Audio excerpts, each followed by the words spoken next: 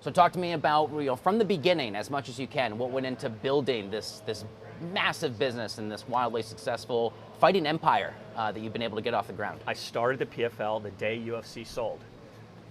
I saw three things that day, and I was not an MMA fan, but I saw 650 million MMA fans around the world. That's the third biggest fan base.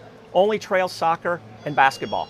I had no idea. I think it's a niche sport because 85% of those are not in the US, big global sport. Second thing I saw, 40 UFC events. UFC is the only premium provider, but there's 5,000 basketball games, 3,000 soccer matches, so most underserved fan base in the world of sport. And number three, heck, it wasn't even a sport yet. It's a great entertainment product. We're a matchmaker, whether it's Don King in boxing or Dana White in MMA.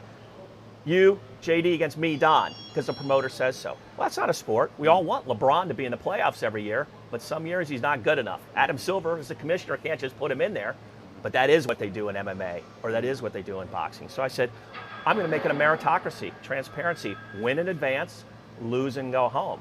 So that's the foundations of the PFL. We're not here to beat UFC. We're here to be the second big company, the co-leader in MMA for those 650 million fans.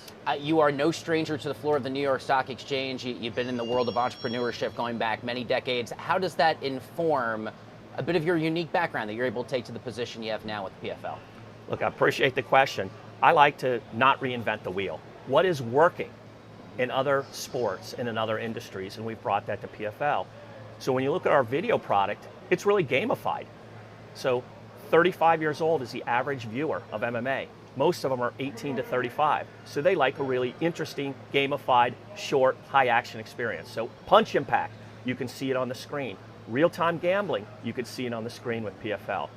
The smart cage, data and technology, you can see what's going on with PFL. So think of it as like we brought the yellow line from football or the strike zone from baseball to MMA. So if you're a sport fan but not an MMA fan, you now know what's going on inside the cage.